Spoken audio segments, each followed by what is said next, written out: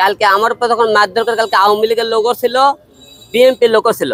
বগুড়াবাসীর কিছু আমাদের নেতাদের একটা জিনিস দেখতেছিলাম, যে আমি ধিক্কার জানাই তাদেরকে, যারা বলেছেন যে হিরো আলম এটা একজন ইউটিউবার, সে ইউটিউবের ভিউ আনার জন্য, বিজনেস করার জন্য সে কালকে একটা নাটক করেছে।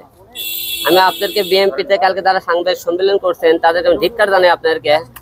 রাজনীতি ঠিক আছে, রাজনীতি মানে লাশের খেলা। তাই বলে এই লাশের খেলা না, যে আপনারা কালকে যে মারের ঘটনাটা দেখেছেন, এই মারের ঘটনাটা আপনারা ইউটিউবের বিজনেস মনে করেছেন। একদিন মনে করেন যে আপনাদেরও কিন্তু রাজপথে একদিন পিটাইছে, যারা আজকে আমার বিরুদ্ধে কালকে বক্তব্যগুলো দিয়েছেন।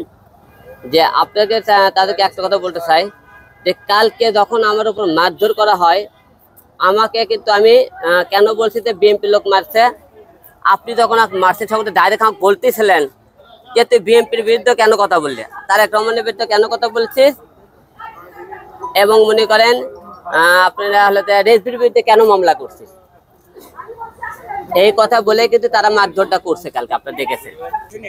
আমরা মারামারির পরে আমি বলেছিলাম যে আমার উপর, কালকে আজকে আমরা কিছু ফুটেজ দেখেছি, সেখানে অনেকে বলছে তারা বিএনপির কোনো লোকজন ছিল না।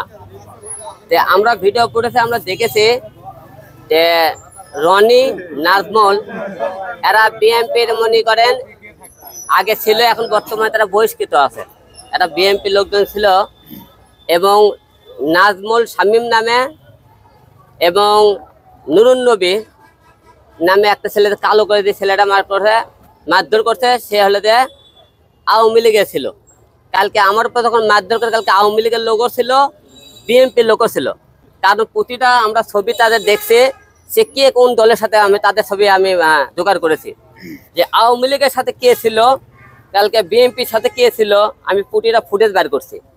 যারা বলতেছে আমরা আওয়ামী লীগের লোক না, বিএনপি লোক না, কালকে আমাকে মারছে দুইটা দলের লোকই ছিল ওখানে।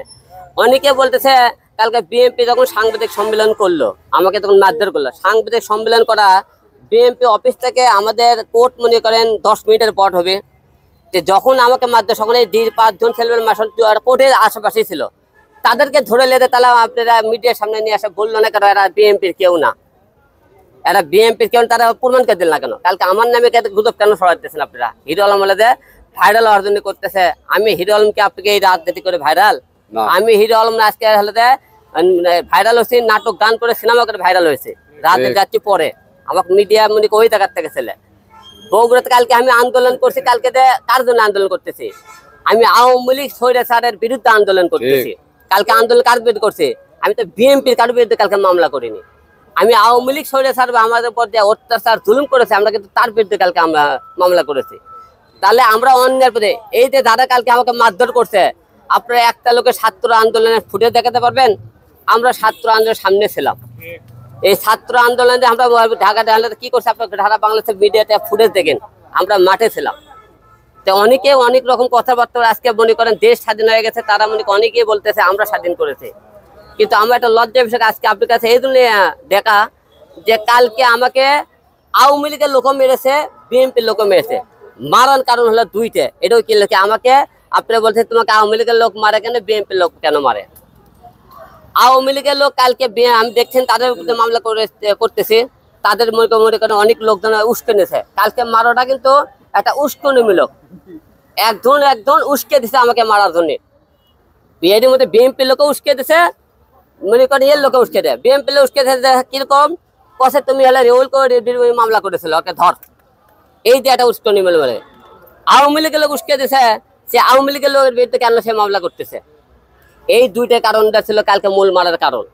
কারণ আমরা হিরো আলম অন্যার প্রতিবাদ প্রতিটা টাইমে করছে, সে আওয়ামী লীগ হোক বিএনপি হোক, আমি তার সবচেয়ে প্রতিবাদ করার চেষ্টা করছি।